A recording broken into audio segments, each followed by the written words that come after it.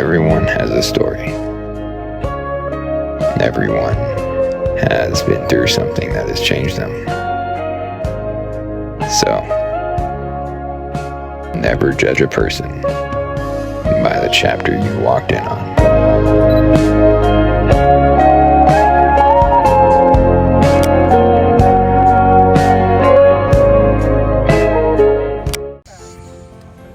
Assalamualaikum warahmatullahi wabarakatuh. Izin saya Ketua Kelompok 4 pada mata kuliah pengembangan organisasi Tegar Aryata BSTP 447. Terima kasih kepada Ibu Metisa yang telah memberikan ilmunya, dan tanpa anggota saya juga video ini tidak akan bisa dibuat. Izin Taruna Wreda Muhammad Nurhadi STB 4438. Jen Taruna Wreda Gali Sapatulo STB 4425. Izin Taruna Wreda Muhammad Ridho Riansah STB 4432. Saya Restu Sigesan Semiring STB 4444. Saya Pandu Gio Negara STB 4442. Izin Taruna Wreda Muhammad Pernasib STB 447. Izin Muhammad Dafa Biwan Bawa STB 4436. Izin Taruna Wreda Ari Dimansyah STB 4415.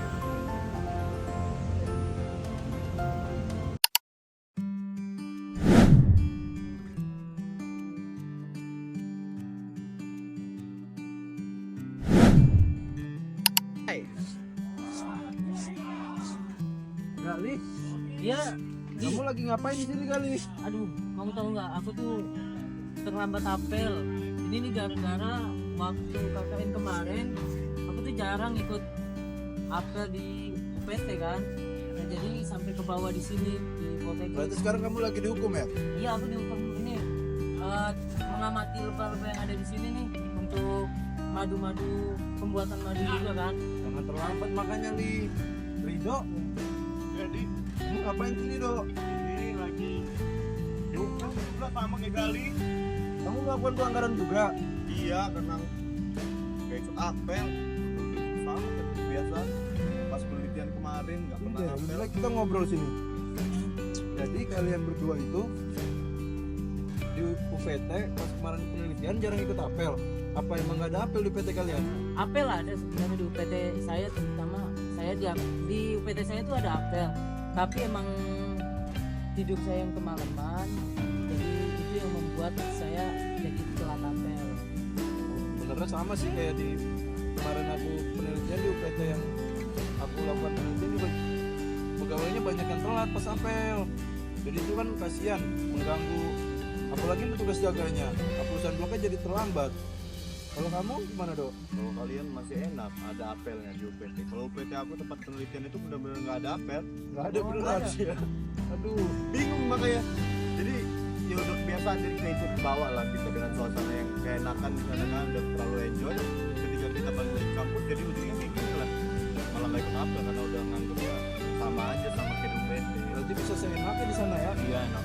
Iya. Secara buat Kayaknya salah kita satu sana harus ada solusi deh buat Iya. rapat-rapat. Ya benar, kita harus ngasih masukan lah untuk Kalau depannya. kalau menurut aku harusnya fingerprintnya itu Oh iya. harus melakukan fingerprint, jadi semua pegawai terlihat yang telat atau enggak, dan nggak Benar. bisa di absen tahu. Bener banget. Itu harus diaktifin tuh. Terus kalau saran dari aku sih, menurut aku lebih ke UPT-nya sih, ya, atau pejabat yang ada di kantor itu. kebijakan. Jadi mereka itu harus tegas gitu dengan kebijakan atau apabila ada petugas yang telat gitu, itu harus punishment-nya jelas dikasih apa. Wow, dikasih hukuman yang jelas ya. ya. Benar. Kalau kamu nih gimana? Jadi kalau di UPT aku itu kendalanya itu kayak pakaian petugas ini tuh kayak nggak rapi gitu loh, Dok. Iya. Jadi itu ada yang misalkan dia pakai PDH, jadi pinnya itu ada yang nggak pakai, atau atribut jadi- ya? iya, Jadi atau pegawainya kurang disiplin ya. kurang disiplin, terus ada pakaiannya itu lebar atau kegedean, jadi sama aja tuh dia nggak menghormati seragam yang dia pakai. Berarti sebenarnya dari kementerian itu harus melakukan ini tahu kayak pendidikan khusus gitu buat petugas-petugas itu. Disosialisasiin lah ya. Iya, jadi buat meningkatkan disiplin mereka.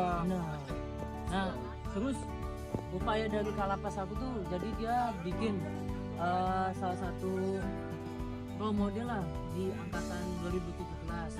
Jadi itu satu orang itu dibikin role model yang bagaimana SOP berpakaian yang rapi dan benar.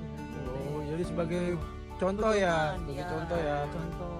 Bagus juga ya seperti itu. Jadi Bisa merubah organisasi jadi lebih bagus Iya. nantinya. pegawai-pegawai lain bisa mengikuti contoh Iya. itu. Cuman Dan Harusnya dari kita juga nih selama masih pendidikan ini kita nggak boleh terlambat lagi, terutama kamu Do dan Li. Iya benar. Ya jangan terlambat lagi biar nggak dihukum lagi kayak sekarang ya. Ya, kapok banget nih kita ya. Semoga Nggak bakal lagi. semoga kita nggak terlambat ya semuanya ya. Yuk, ayo kita balik ke kelas yuk. Oke, yuk.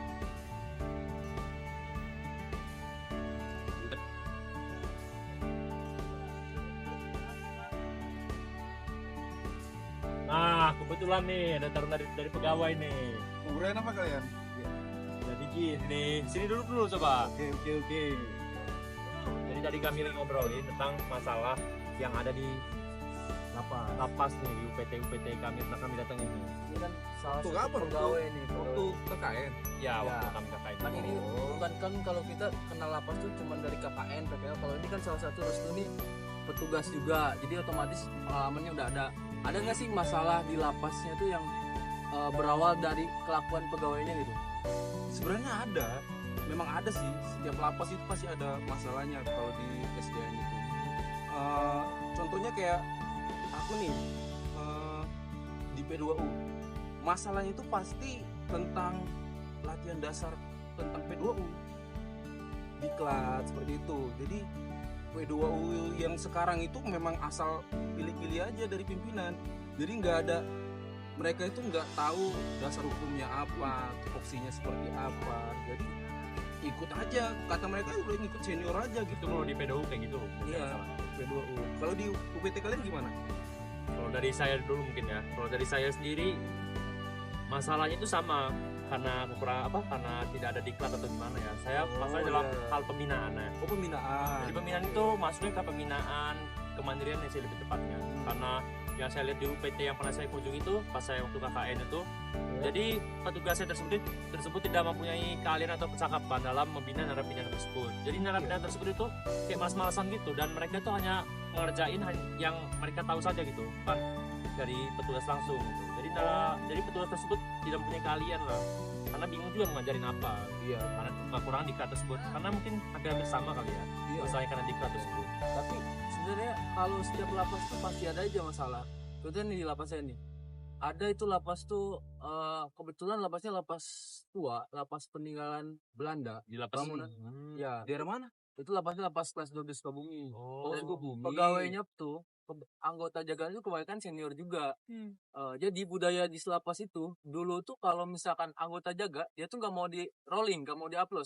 Kalau misalkan dia jaga di pos 1 dari pertama naik sampai dia pulang dia di pos 1, dia nggak rolling sama petugas lain. Sedangkan di aturannya kan harusnya setiap 2 jam sekali harus pos itu rolling. Nah si petugas itu nggak mau rolling, terus gantilah kalapas. Nah kalapasnya itu nggak mau kebijakannya, budayanya masih dipakai. Nah kalapas tuh pengennya setiap 2 jam petugas rolling.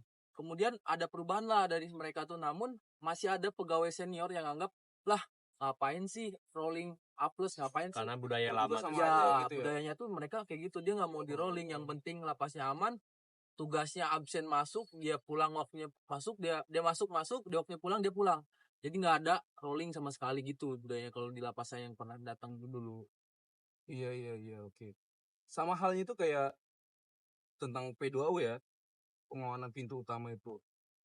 Harus kita ketahui nih, P2U ini adalah garda terdepan pelayanan publik. Sehingga masyarakat itu menilai pelayanan di suatu lapas itu dilihat Dari dari ruang P2U-nya. lingkup kecil itu P2U gitu. Jadi kalau misalnya petugas di P2U itu tidak cekatan, tidak mengerti tugas dan fungsinya, ini kan bisa bahaya. Penilaian masyarakat jadi jelek gitu.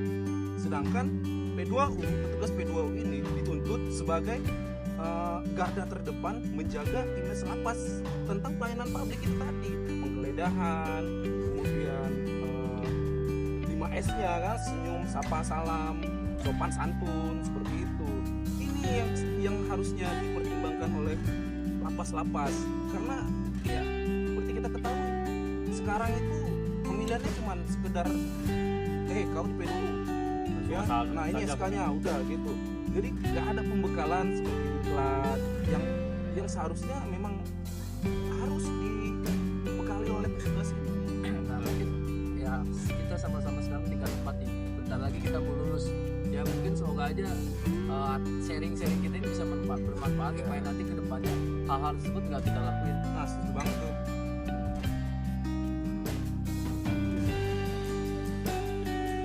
Gimana bang?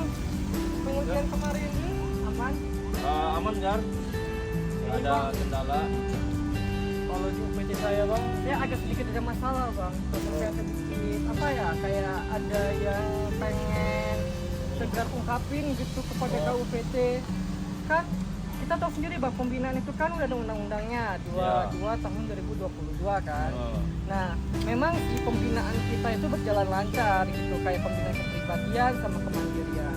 Tapi kan mereka ini mengikuti pembinaannya pun hanya ikut saja gitu bang. Sedangkan hati mereka pun kayak ngerasa ya ikut-ikut aja gitu bang, hanya mengisi absensi, mengisi kegiatan. Namun hati mereka pun ya nggak ngejalanin sepenuh hati gitu bang. Iya, menggugurkan kewajiban aja ya Gar ya. Oh bang Pandu gimana pas penelitian kemarin? Kalau tegar kan masalah pembinaan. Kalau ada hal yang tentunya kita juga harus fokus Gar di lembaga pemasyarakatan, yaitu bidang keamanan. Nah, perlu Tegar ketahui bahwa saya kan dari Riau, Provinsi Riau, di mana Provinsi Riau ini sangat banyak sekali kasus-kasus pengendalian narkoba, terutama dari dalam lembaga pemasyarakatan yang dikendalikan oleh warga binaan pemasyarakatan. Nah, Lapas Pekanbaru ini sendiri sudah memunculkan sebuah inovasi berupa pembentukan blok pengendali narkoba. Artinya warga binaan yang terbukti melakukan pengendalian dari dalam lembaga pemasyarakatan, dia akan ditempatkan di blok khusus yang sistemnya itu seperti di Nusa Kambangan Tegar. Jadi satu orang satu sel, one man one cell, dengan petugas yang dilengkapi dengan body armor serta wajah yang tertutup dan identitas yang tidak diketahui oleh warga binaannya yang resiko tinggi di Tegar, sehingga keamanan dari warga binaan itu sendiri, petugasnya itu menjadi terjamin di blok pengendali narkoba tersebut. Kami Dapat. ini pegang berapa sih? Ini tentang penelitian kemarin. Kamu gimana Dav? Kemarin kan aku penelitian di Rutan Bangkalan kan, di Madura, Bali Kampung itu. Nah, terus tentang pelayanan publik. Kan kenapa sih ambil pelayanan publik? Soalnya aku lihat tuh di Rutan Bangkalan itu ternyata pelayanan publiknya masih kurang gitu. Makanya Kurangnya ada. jadi gini, Bang. Karena setiap hari itu pas saya KKN sana itu kayaknya rame bener dan kayak crowded lah. Jadi aku tanya kan, Pak ini kenapa ke situ kayak gini kan? Padahal di situ tuh ada misalnya aplikasi online yang ditujukan atau tujuannya untuk mengurangi crowd tersebut gitu loh. Jadi ada aplikasi baru yang namanya aplikasi Spear, jadi sistem pelayanan kunjungan gitu. Jadi pelayanan pengunjung itu bisa daftar online gitu loh, tanpa harus mengantri tiap hari bolak-balik ke rutan tersebut gitu loh. Di daftarnya menggunakan aplikasi itu ya, Nah, benar Bang. Tetapi implementasinya masih belum berjalan dengan maksimal gitu. Masih banyak warga khususnya Madura tersebut belum tahu gimana sih cara pengguna aplikasi tersebut, cara pendaftaran online tersebut. Nah, seperti itu. Jadi aku di sana mencari apa sih kendalanya, apa sih yang membuat mereka tuh tidak memanfaatkan aplikasi tersebut tuh loh. Kayak gitu kan. Jadi ya gini lagi lanjutin lah buat skripsi ini juga Gar. Tapi kan kita ada mata kuliah pengembangan organisasi sama Ibu Metisa ya. Nah, iya benar. Nah, menurut kamu gimana tuh kalau sesuai PO? Apa yang harus diperbaikin? Nah, kalau menurut aku Gar ya, kalau dilihat dari pengembangan organisasi tersebut, mungkin dari pihak rutan, kalau di aku ya rutan Bangkalan itu harus lebih gencar lagi nih mempromosikan ini loh di Hutan Bangka ini ada aplikasi buat kalian, buat para pengunjung untuk mempermudah kalian gitu. Gitu kan. Jadi dari aspek apa itu? Jadi Strukturnya apa orangnya? jadi lebih ke orangnya sih. Oh, orangnya dia gitu tuh ya. terbuka gitu, mau berbenah dan mau memperbaiki untuk kemudahan lebih lanjut. Kalau bapaknya gimana bang? Kalau dari Lapas Pekanbaru itu Gar, dari aspek strukturnya. Jadi struktur di Lapas Pekanbaru itu harus ada kedepannya itu penanggung jawab dari blok pengendali narkoba ini. Mungkin setingkat kepala seksi Tegar. Jadi ada subseksi yang nanti mengatur tersendiri blok pengendali narkoba ini agar pertanggungjawabannya jelas kepada Kalapas ataupun ke Kadipas dan Kakanwil gitu kan. Kalau aku sih lebih ke orang ya bang ya. Karena mereka mengikuti pembinaan kepribadian kemandirian itu, mereka ini ternyata butuh sosok teman curhat gitu bang. Jadi ketika mereka melakukan aktivitas kepribadian kemandirian, ya mereka tuh kayak masih banyak masalah di luar lapas gitu, kayak masalah keluarga, apa masalah keuangan. Sedangkan mereka terbatas dalam lapas yang nggak bisa kemana-mana, dan mereka pun nggak ada tempat cerita kan. Bingung ya mau nyampaikan ke kemana? siapa ya. Petugas mereka takut, makanya lebih ke diklat ke para petugas ini mungkin karena kita nggak ada psikolog ya bang ya, Iya, mungkin betul. diklat secara umum psikolog tuh kayak mana sehingga para napi ini ya nyaman, mereka curhat, mereka dapat solusi. Jadi ketika melakukan aktivitas temannya kepribadian pun mereka udah kayak seneng gitu di hati karena masalahnya udah nggak ada, mereka merasa aman mendapatkan solusi, jadi ketika aktivitas pun mereka lancar gitu. Betul.